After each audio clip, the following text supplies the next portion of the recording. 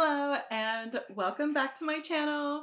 As promised on my Instagram, for those of you who voted to have the girls in the video with me today, I've got Ariel here on my left and Aura here on my right. They're just going to keep us company while we talk about the next step in post-traumatic power. Hopefully these guys can be as comforting and silly and cute for you as they are for me, even though she drives me crazy sometimes. While these girls play around, we're gonna get started here. First of all, I want to say thank you to everyone who is involved on my pages. All of your contributions through comments and shares, likes, and watch times and subscriptions are so helpful to me, especially on YouTube and Substack. Those, even if you don't do the paid subscription on my Substack, it does help my channel grow. I want to thank the people who have been here, who joined me either through diving or through Soft White Underbelly.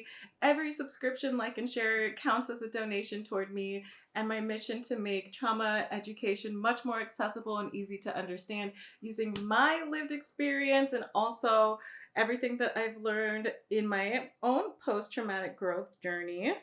And today I actually want to move on to what I consider to be the next crucial skill in developing and reclaiming your own sense of self.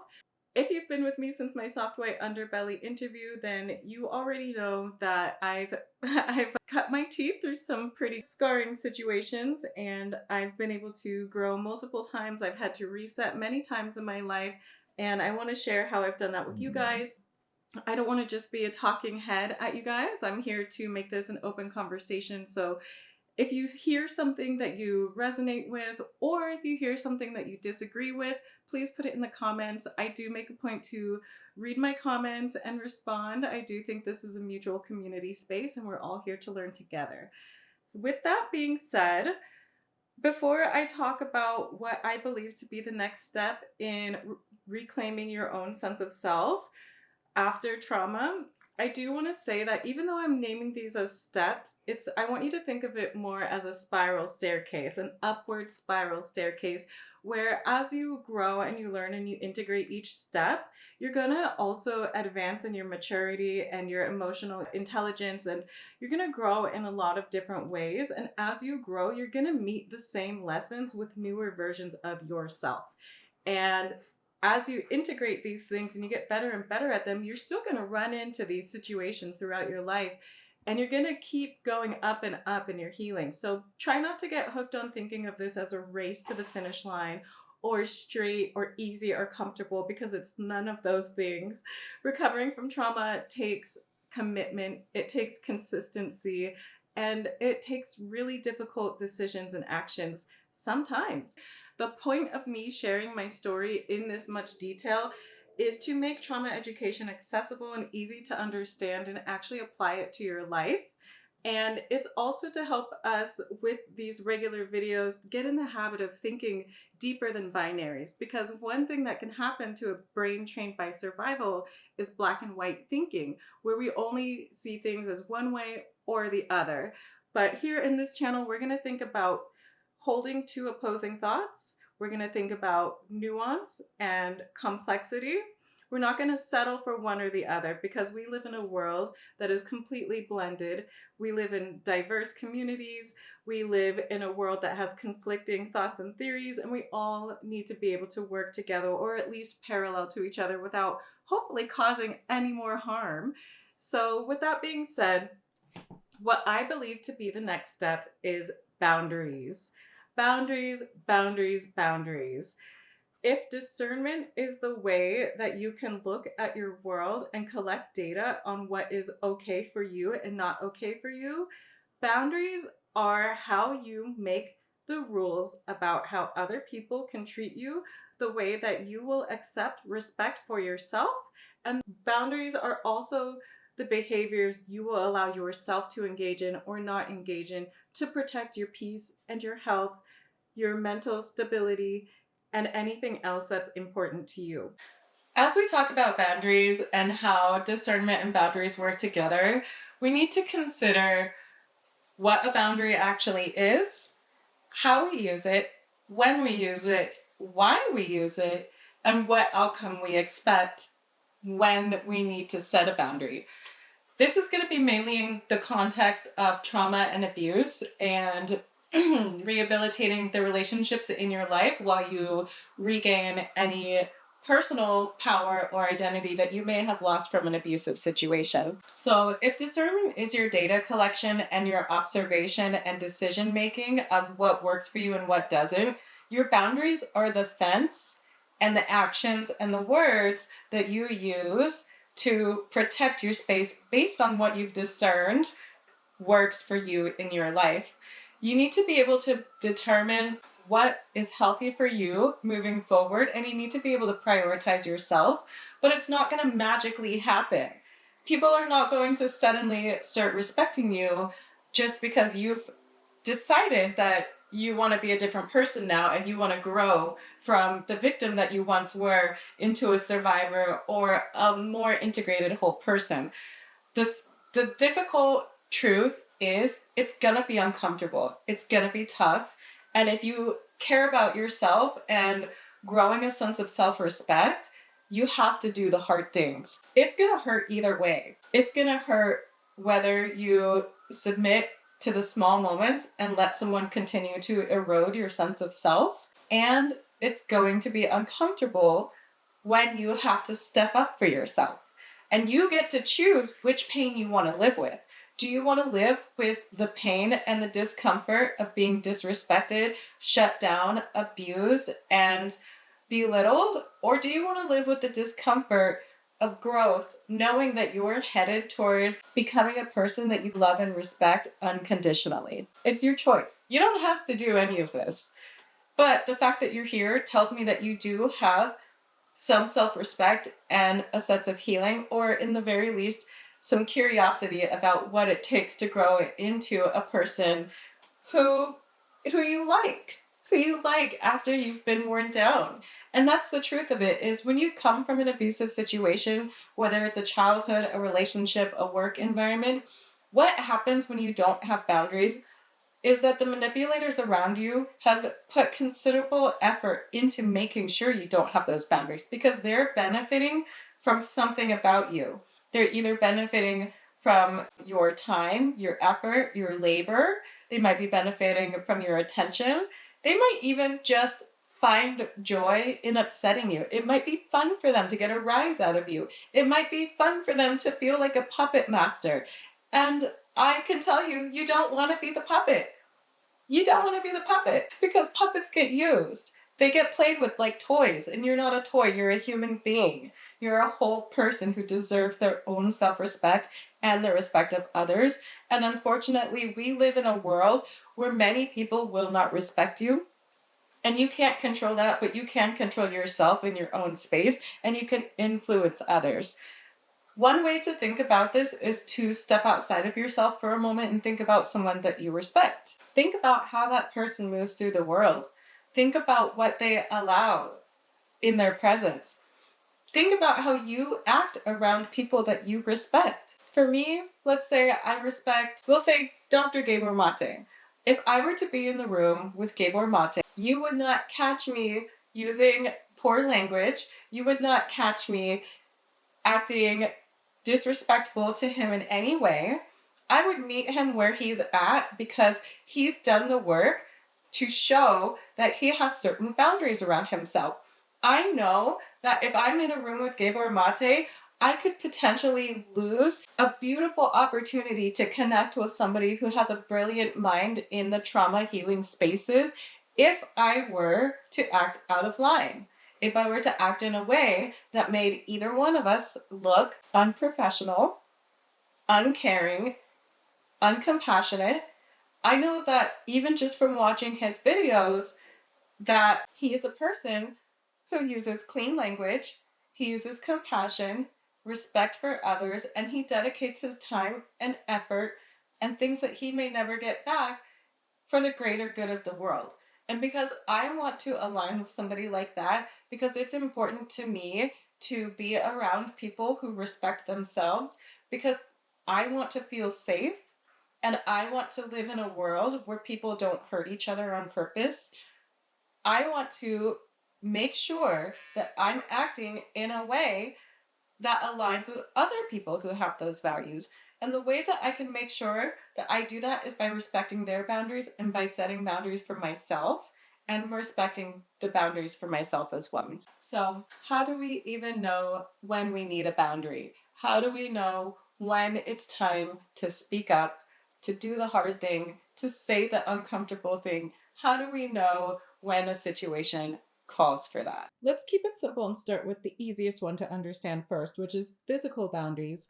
Physical boundaries are what you will and will not allow to happen to your body or around your body. This could be anything that affects your physical health. This could be anything that affects your well-being. This can be anything about personal space, touching, smelling, any of your senses.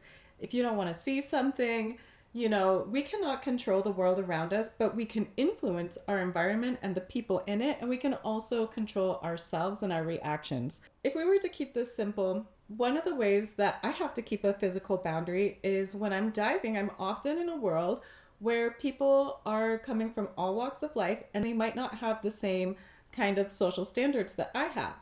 And while I cannot expect other people to have the same social standards as me, I can communicate what is okay and what is not okay with me, and they can choose whether or not they want to respect that. People who have cluster B traits or narcissistic or abusive or manipulative personalities are not going to respect your boundaries, right? We think, okay, I've mustered up the courage, I'm going to tell him I don't like that, and he's going to listen to me this time. And then we go in there and we're expecting that person to automatically just respect us. And unfortunately, that is rarely the case. So what can we do? Examples of setting physical boundaries are verbally communicating, which is what I recommend you start with. If you cannot say directly, I don't like it when you touch me that way, or please don't put your hands on me, or you're standing a little too close, can you please back up? I don't like to be yelled at. Don't raise your voice at me. These are all direct phrases that you can and should say to anybody who is crossing your lines in a way that hurts, causes harm, makes you uncomfortable, or is not necessary. I am a full believer in teaching young children that they don't have to hug relatives who make them uncomfortable, because it's more important to me that children understand that they need to listen to their own bodies and what makes them uncomfortable before they listen to a stranger. Because so many children are taught to comply and obey, but they're not taught what is safe and unsafe. So if you're a child in a situation with an unsafe adult and you have parents who always tell you that you have to hug that grandma that you don't really want to get close to, or, let that uncle put you on his lap that you don't want to be close to, you're taught to obey. You're not taught to protect yourself. And then you grow into your teens and your preteens, and if something happens that's not okay, you're afraid to tell your parents because your parents told you to let other people touch you when you weren't comfortable with that. And that is something that our generation grew up with in spades. And it's something that a lot of us felt trapped us in situations where we probably would have spoken up if we had been taught that it's not our responsibility to soothe another person's discomfort with our body. I'm going to repeat that. It is never your responsibility to soothe another person with your body at all, ever. If you choose to offer someone comfort, it needs to be on your terms, and it needs to be on a way that is healthy for everyone involved. We don't have a right to anyone else's body, and nobody has a right to our body, and that is a universal boundary. That is a boundary that belongs to every single human being who is not dependent on another person. I'm going to give you an example from my own life where I've had to enforce boundaries. We'll go into the diving world because there are scenarios in the diving world where we are very hands-on all the time. We might have to help a student diver into their wetsuits. We might need to help people get fitted into fins or BCDs, the device that we use underwater. There's all kinds of situations where we might have to physically put our hands on another person, and that is not a license to cross boundaries. We need to be clear on what those boundaries are. Whether or not the other person tells us, there are professional boundaries in place. If we're helping someone into a wetsuit, there is no need to put our hands all over that person. We can pull the back of the wetsuit by the zippers, and we can use the zippers and the pulls that we have on those zippers without touching that person. If we're fitting somebody into a pair of flippers or fins, we can put those fins onto a person's foot. We do not need to be rubbing up on their legs. We don't need to be touching any other part of their body. In fact, you can hold the bottom of the fin and the front of the fin, and they can push their own foot in. Those are examples of professional boundaries in the diving world that we do not need to cross in order to do our jobs. If you are somewhere else that requires you to put your hands on another person, they need to know what's going to happen. As a photographer, when I pose models, I do not put my hands on another person without asking their permission. I see a lot of photographers just reach up, and it might feel small to you, but it might not be small to them. You don't know what this person has gone through in their life. You don't know if they're going to have a reaction to something that you don't think is a valuable touch, but it might be a high value touch to them. And you do not get to decide for another person what they get to be comfortable with. You only get to decide how you conduct yourself with other people, and that's going to affect your job. For me, when I'm posing models, I will not even move a hair off of their face without asking. I will say, is it okay if I touch your hair? That tiny moment changes the entire experience of photography for my clients, for the models, and everybody that I work with. I have had way too many models come to me with horror stories about other photographers who will put their hands all over them without saying anything. And even if they're not a person with a history of trauma, it's very alarming to be touched by a stranger, and you are a stranger. Even if you've been planning a wedding with this person for months on end, you're still not their bestie, you're still not family, you're still in a professional capacity where you need to respect their physical space. And the same in reverse. You need to respect your own health and your own boundaries. If you're struggling with addiction, this is an area where your boundaries need attention.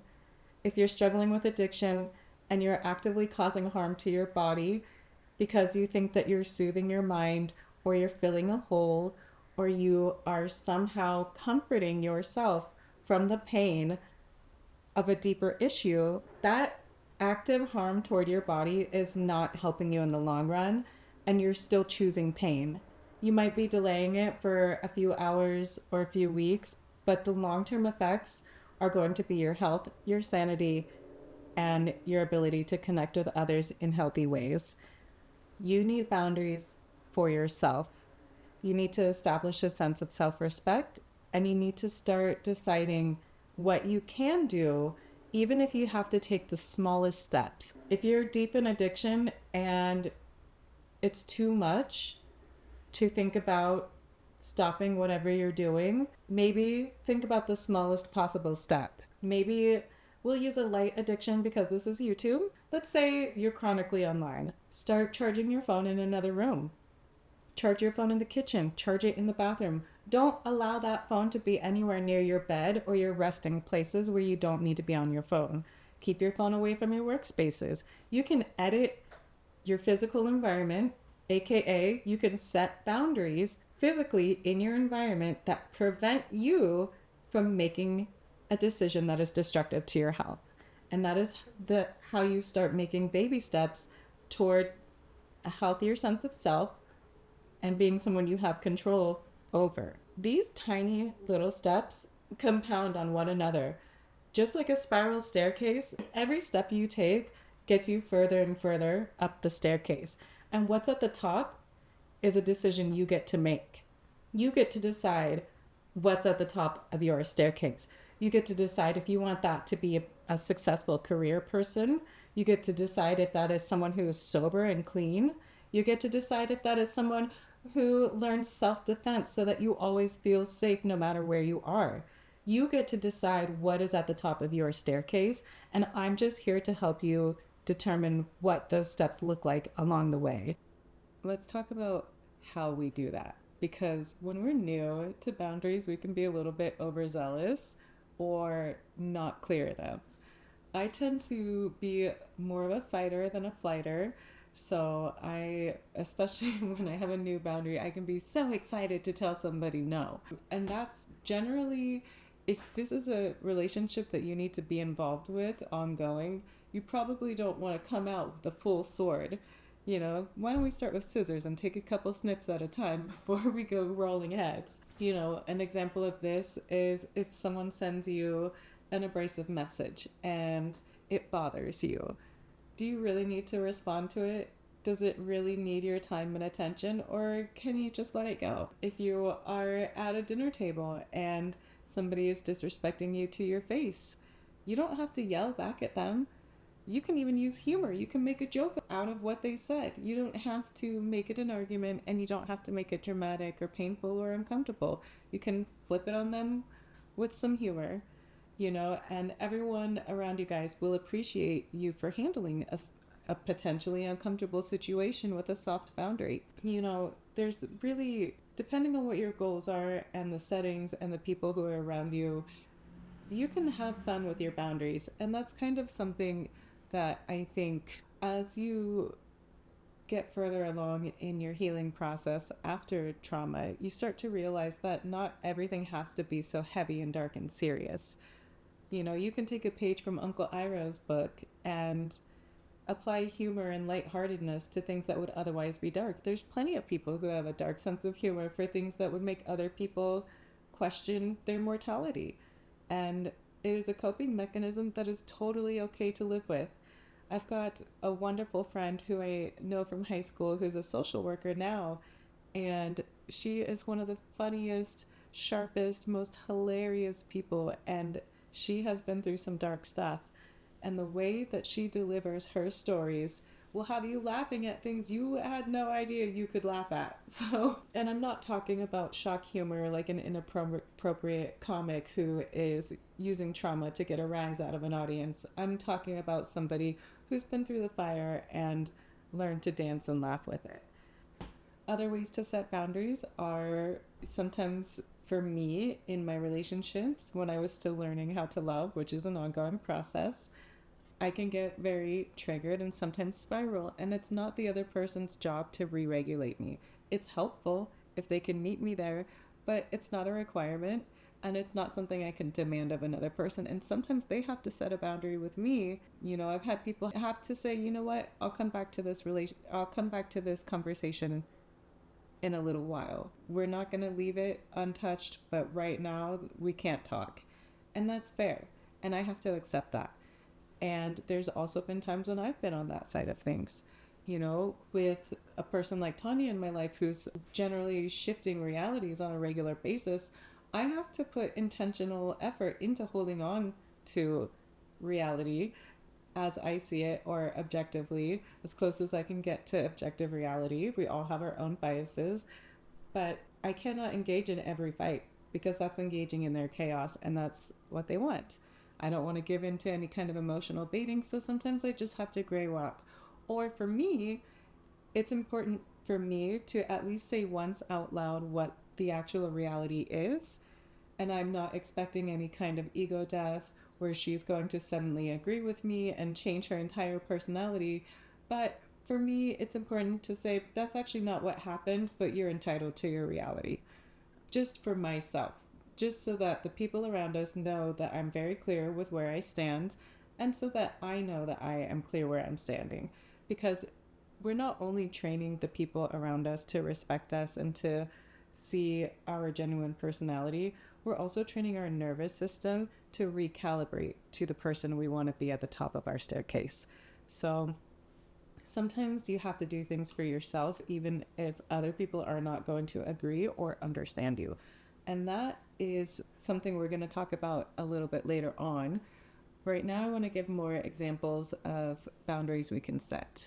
Boundaries are things like not attending an event where you know that you're going to be uncomfortable, or perhaps someone that you do not want to share space with is going to be there.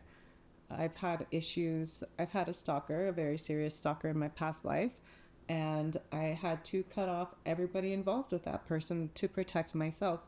And that did cost me some business opportunities and some friends, but it was more important to me to make sure that I did not have to change my address or my social media or all of those things again, because I needed to stay safe. And sometimes our boundaries are going to cost us something we care about. And that's a reality we have to face. Sometimes your self-respect is going to cost you opportunities. It might cost you relationships. And guess what? There's always more. There are billions of jobs, billions of people, billions of chances to do things differently. So don't get too attached holding on to something at the cost of your dignity and self-respect. If you're with somebody who is yelling at you, you can physically leave the space. You can remain calm. Definitely don't yell back. Escalating helps nobody. De-escalating is generally the action you want to take until somebody becomes aggressive or is about to threaten you. You want to refrain from escalating. This is a lesson that I've had to learn many times, especially as a dancer. I was often in environments where I did not know how watchful or protective the security on staff that night would be. I had some security teams that I was close with and that I could trust, and I knew they always had my back. And then there were other security teams who could be bribed at the door or who just didn't really care about their job or the ladies that they worked with. And I had a personal policy that I would always be my own security guard whenever I was dancing, which meant for me that I was never going to let down my hypervigilance. And this is something I've touched on before, but when you are a survivor, you do end up developing certain skills: disassociation, hypervigilance. You can start to read the emotional frequencies of other people, much more subtle frequencies than maybe other people are used to seeing or not seeing. And this is a skill set. It might be listed as a symptom. I view it as a skill set, and I choose to use it when I want to, for the most part. And when I was dancing, I relied on my hypervigilance and my disassociation a lot to be successful at that job. And now I'm at an age and a maturity level to where I don't want a job that I have to disassociate from. But at that time in my life, it was an important step in my healing and in my growth and in my income. And consequently, that put me in a position of learning to defend my boundaries and my body on a regular basis. There were times that I escalated things with people who could have easily overpowered me, and I could have been in a much worse situation. There's also times where I was able to remain calm and just give a verbal boundary and not have to repeat myself. And, that environment gave me many, many opportunities to practice my boundaries and my self-security. And I will admit that there were times when I took it too far. I did have a reputation for getting physical with people who got physical with me. I had no problem using my fists. I would not recommend violence now, but I do recommend learning self-defense. I actually did about 2.5 years of boxing. I did it for the sport and ended up loving it. I also trained briefly with Krav Maga, and then I was fortunate enough to be friends with people who taught a ladies' self-defense to dancers, specifically in Oregon. And that was taught by a group of local security guards, which to this day I think is such a great, ingenious idea. And not only did that self-defense help me stay in shape, but it helped me know that I could enforce my own physical boundaries. And that is one thing I would recommend for anybody who has been in a situation where they were not able to physically protect themselves. I think one of the best things you can do for yourself is to learn some kind of formal self-defense that will not only put you in a situation of building physical strength, it's going to get you raising your endorphins on a regular basis. It's going to give you a community, and it's also going to give you disconfirming experiences with the opposite gender to break any kind of negative mold you might have that was instilled by any kind of trauma attached to that. When I dabbled a little bit in jiu-jitsu, it wasn't for me, and that was mainly due to my schedule at the time, not the sport itself.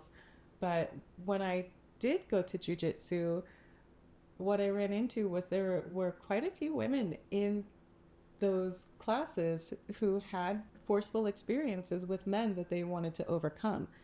And because it was more of a submission sport, it made sense for ladies to do that. And I actually found it to be such an inspirational class because the teachers, they would specifically talk about boundaries in that class before each lesson.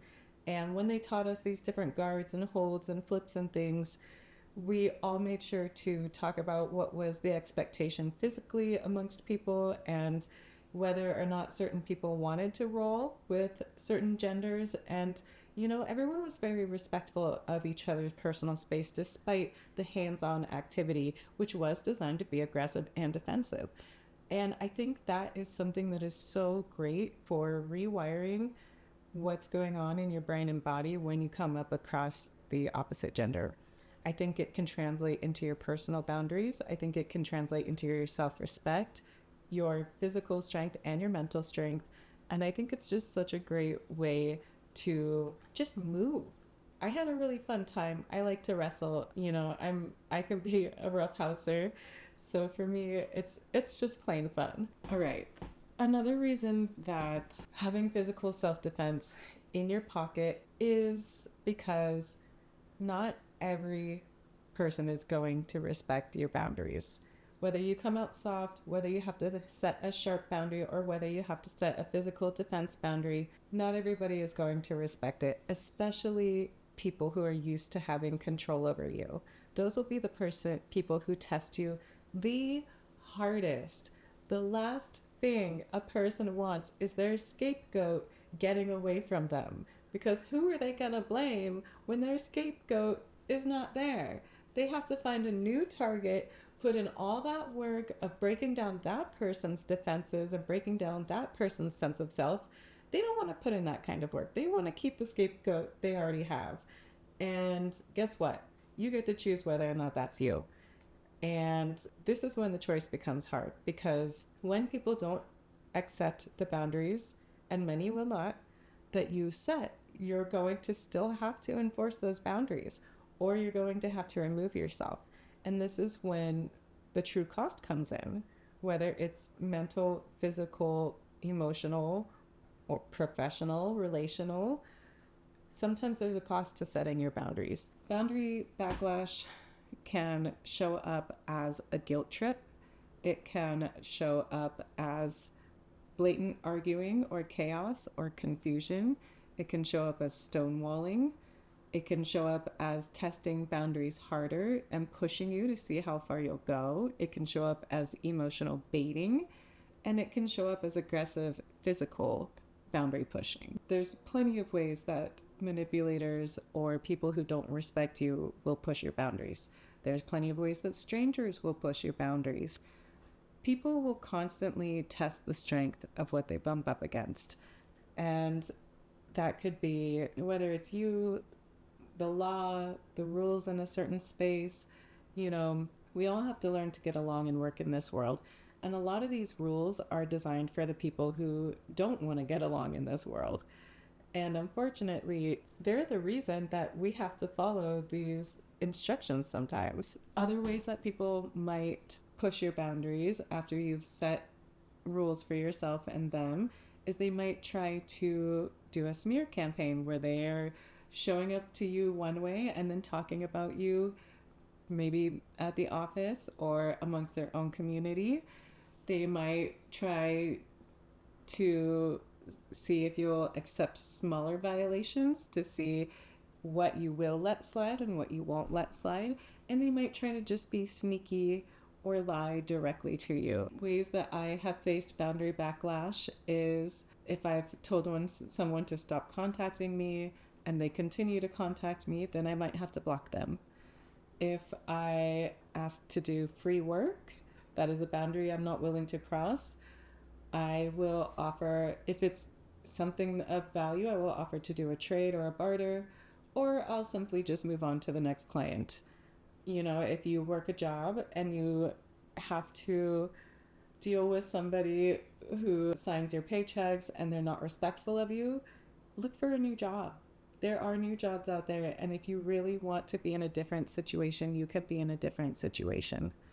Nothing is worth your dignity or self-respect. And it's much easier said to enforce a boundary than doing it. Because what happens in reality?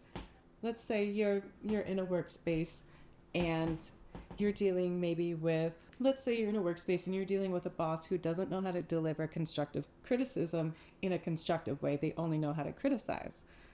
But for you, let's say you've grown up in a home where you were very criticized as a child, and that's very hard for you to deal with, and you cannot actually hear their instructions when they criticize you because it's tapping up against an old wound that you're still healing. What can you do in that situation? A lot of us will be run and taken over by a regression to our inner child that is still scared of other adults. And when you're an adult, you don't need to be scared of other adults, and it doesn't matter if they sign your paycheck or not. You can actually pause the conversation and you don't have to fight them, but you can still set a boundary of respect. You can still say, hey, I would love to hear that feedback, but I'm having a hard time hearing you over the insults that you just laid down. Can we start over from the beginning with a little bit more respectful language? And that's going to give you information. Your heart rate is going to rise. You know, it's not going to be easy to get these words from your chest out of your mouth, but you have to do it. You have to do it. And you know what? You can take a break and go get an ice cream cone later or something to soothe yourself. But in that moment, it is more important for you to lay the foundation for how you'll be spoken to the rest of the time that you are with that company than it is for you to continue to take that kind of shit. And guess what? Most times that boss will check themselves. They'll realize that they can't speak to you in that way. And they will change their tone. And they'll often have more respect for you than if you did not stick up for yourself. I've actually come across this quite a few times where somebody thought that they could speak to me a certain way, and I made it clear that that was not acceptable, and we moved on, and they never spoke to me that way again, and I stayed employed. And you can do that too. You just have to do it. And if you come up in a situation to where that boss chooses to double down on the disrespect, you might have a lawsuit, or you might need to start looking for a new job. But either way, that's not your place. It's not your place to be where you're not wanted or respected. So in that situation where your heart rate is up, where you are thinking about your paychecks being on the line, where maybe you haven't stuck up for yourself before, it's going to be incredibly difficult to keep your tone even, to keep your shoulders back and your posture straight. You might feel inclined to hunch or posture too big. Think about the actual minutes of that interaction. Is this 60, 120 seconds of your life? Is the actual exchange of words less than 5 minutes of your life? Is it less than the length of a meeting? How small of a moment in your life is that? Tiny. It's a tiny moment. If it would take you more time to eat an ice cream cone than it would to have that interaction, have the interaction and then go have the ice cream. Give yourself a treat or a reward for sticking up for yourself. Another way to stay grounded outside of thinking about the time is I'm a big note taker. Not only does this help me document, but it also helps me see my own thoughts clearly. It helps me see if I'm making the mistake or if the other person is making the mistake or if everyone could contribute in a better way. Seeing things written out in black and white. And then also the physical movement of getting it out of my body is helpful. So I make a lot of voice notes on my phone. Part of the reason that my memories are so clear growing up is because I kept a daily journal. I filled out lots and lots of notebooks, just talking to my journal all the time. And as corny as it sounds, it is actually helpful. And not only does it serve to clear your mind and give you a better perspective, it also serves as documentation later if you do have to use that. Another way that I prepare for interactions is by looking at more angles than my own perspective. If I'm only looking from the perspective of a wounded inner child, of course I'm going to be scared and nervous and anxious. I'm not even going to view myself as an adult next to the other adults. But guess what? We're all adults here. And it is our job to take responsibility for our emotional state and how we show up and how we hold ourselves true to our word or what the expectation is for other people to treat us. So one way that I take care of myself is by planning ahead. If I know that I have to face a certain person or situation, I'm going to think about as many possibilities that might happen as I can run through. These days we have Chat GPT, we have tons of internet resources. We can look it up. We can apply game theory. You know, we can really move this into the mental part, get away from the emotional, anxious part, and actually think about this as if you were playing a board game. You can say to Chat GPT, this is the situation. Give me 5 different possible responses that do not bias me as the winner. And that way you can get a wide range, because you might not be in the right. You might be wrong, and you might have to accept that. Or you might be very right and just surrounded by everybody supporting someone doing something wrong. There's tons of variations to every situation, and you don't want to get stuck into a single perspective, because that limits you to a binary perspective, you and whatever's happening outside of you. And it's just not a very holistic way to look at life. Life has a minimum of 3 sides: your side, their side, and the objective truth. And very rarely are we able to be completely objective. And we shouldn't be. We should prioritize ourselves and the things that matter to us. So, and the same goes for them. It might just be a case of nobody's wrong and they're each prioritizing what's important to them. So when we do come across situations where we need to stay grounded and we need to plan ahead, think about the possibility of the other person not actually being wrong. Think about the possibility that nobody might be wrong. Think about the possibility that everyone could be wrong. You know, give everybody a chance to be right in that situation and see what that would look like and feel like. And that way, if it happens in real life, it's not the first time you've been in that scenario, and you can't be as shocked as you would be if it were a surprise. And that gives you control over your emotions. And when you have control over your emotions, you have a lot more control over your life. So another way that I enforce my boundaries when it's stressful or overwhelming, let's say that I've thought of everyone's perspectives. I've thought about the possibility that I might be wrong, and I've also thought about the possibility that I might be right, or that there might not be a right or a wrong answer. And things start to get heated. Let's say things escalate, and I thought about that ahead of time, but I'm still feeling my heart race. I'm feeling my palms get sweaty. I'm starting to shake, and I'm this close to taking the bait. What do we do in that situation? What do we do when it gets too much? For me, I plan ahead for an exit plan. What will I do if I'm in a space where I have to take a break? I look at all the exits. I make note of the exits as soon as I enter, and I make a note of whether or not it's appropriate for me to be able to leave that situation. If I can, I will. I will step out, and I'll just take a minute to get it back together and then go back.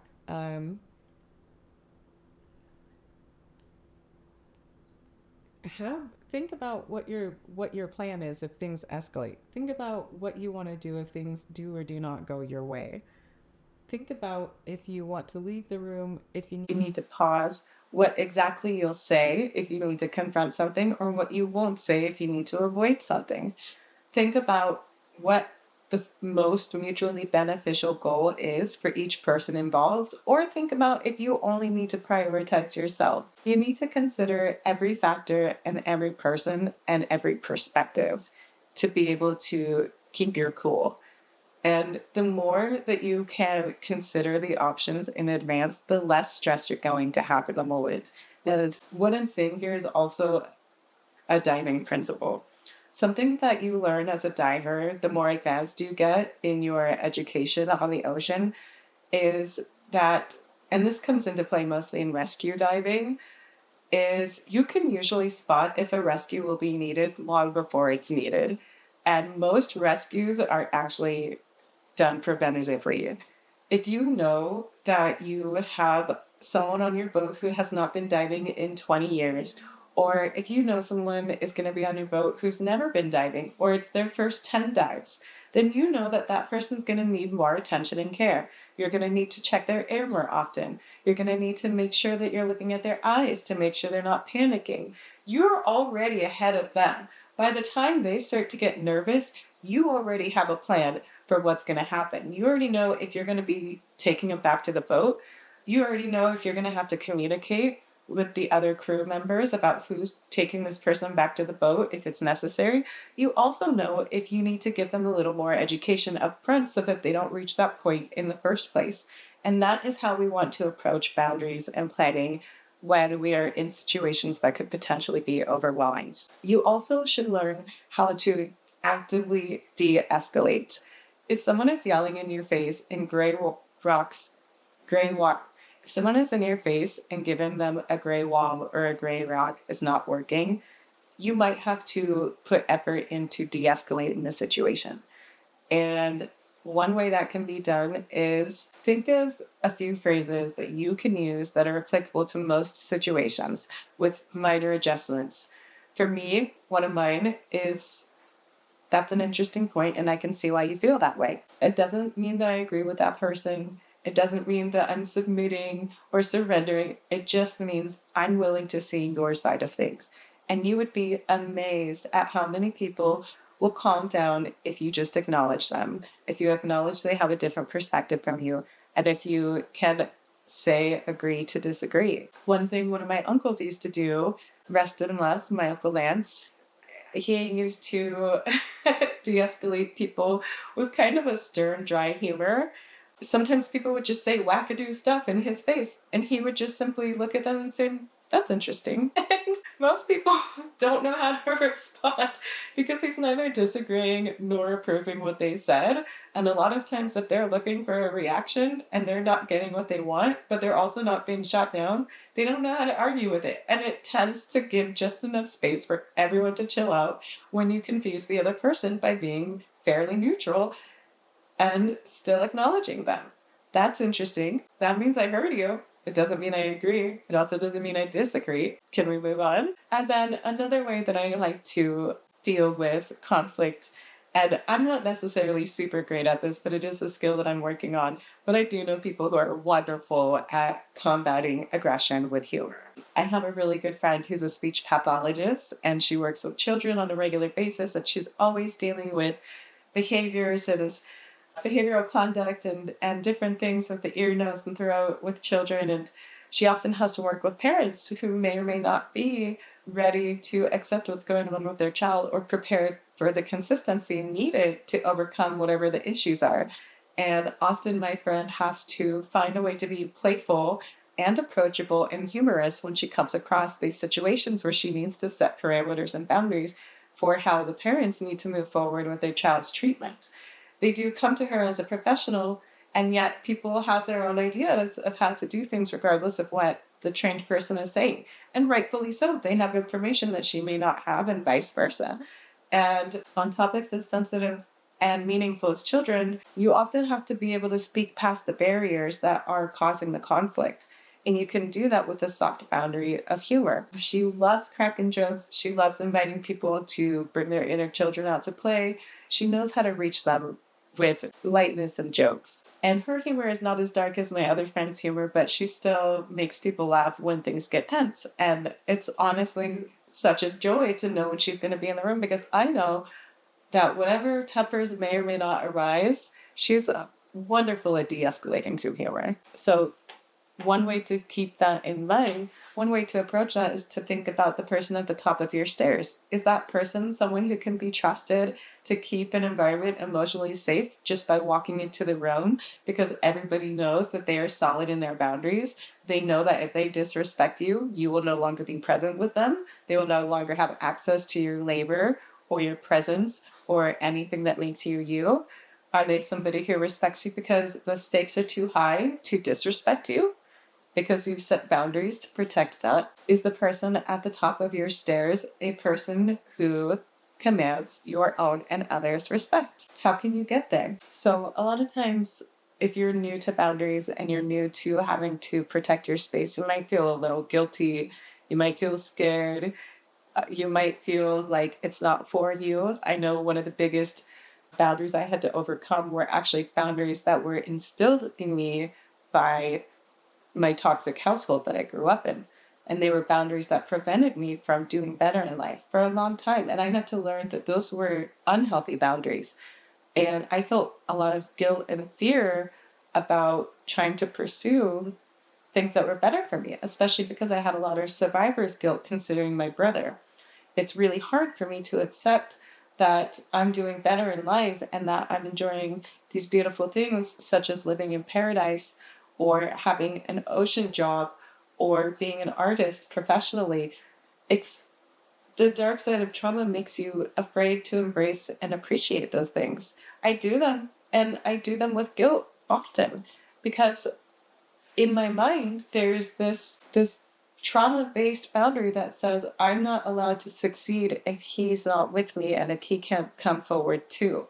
Or boundaries, one that I used to have that I no longer have is it's hard for a child to accept that their parent might have any ill will toward them. And it often doesn't matter how old you get.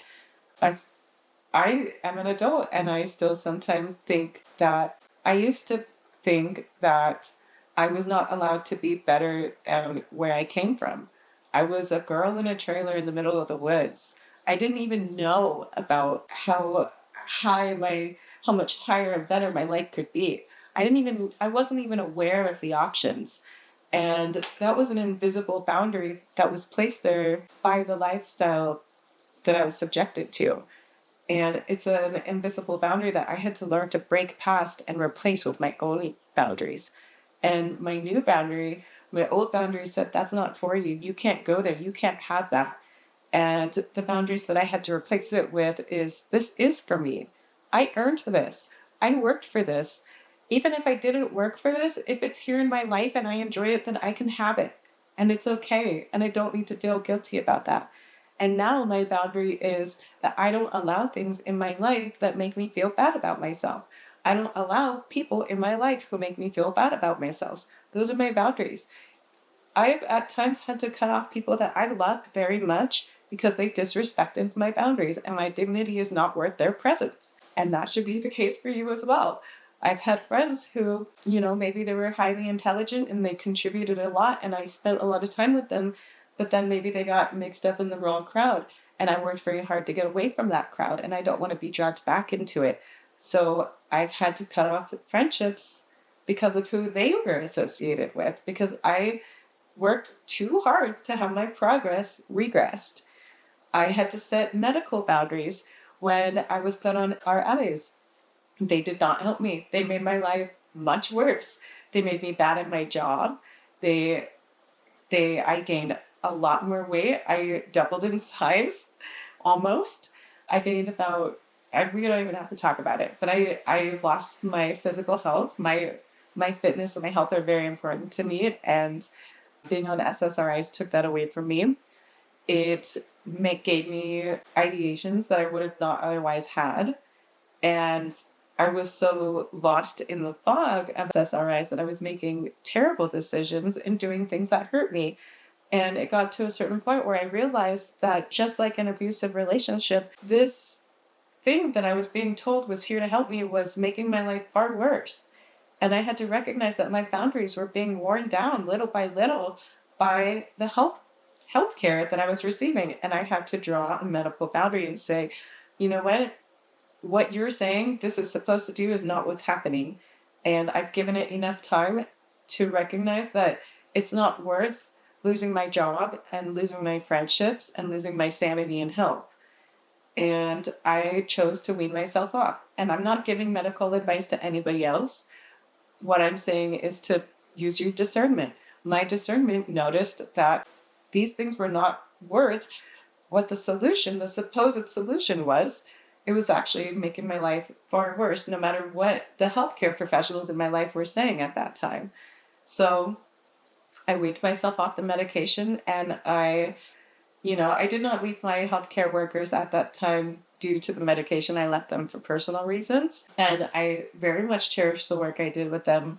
And at the same time, I can recognize that that part of the work was not helpful to me. Those are examples of boundaries that I've had to set for myself and that I still enforce to this day, and I live by them. And something you'll notice is that over time, your boundaries will become easier and easier. You won't get that elevated heart rate. You won't get sweaty palms or nerves. You won't need to yell or shout or force every boundary. your boundaries might actually become softer and easier and almost like muscle memory. Anyways, that's all I have to say for today. I'm going to thank you guys for being here with me. Let me know if there's anything I did not cover. Let me know if you've recently had to enforce a boundary or if you've already made it through learning boundaries and how. Maybe give me a turning point in your life of when that happened. Like I said, this is a conversation. It's not just me preaching about how I think people should live their lives. This is me sharing how I built my own strength and how I think that you can build your own strength if you've been through something that's depleted your strength over time. Anyways, thank you guys so much for being here. I really appreciate you being a part of my channel. Please keep subscribing and sharing my content. If you tap the little bell on my page, it will give you notifications for when my new videos come up. Like I said, my goal here is to make trauma education applicable and accessible from kids to adults. My main focus is kids when it comes to the materials that I am working on producing. I have been working a lot behind the scenes, and we'll have something solid for you guys soon that I'm so excited to announce. I also am going to be a guest on a couple other podcasts, so keep your eyes open for that. Tap the bell, like I said, so you'll know when those videos pop up. And yeah, stay tuned. I have so much more for you, and I'm so happy that you're here.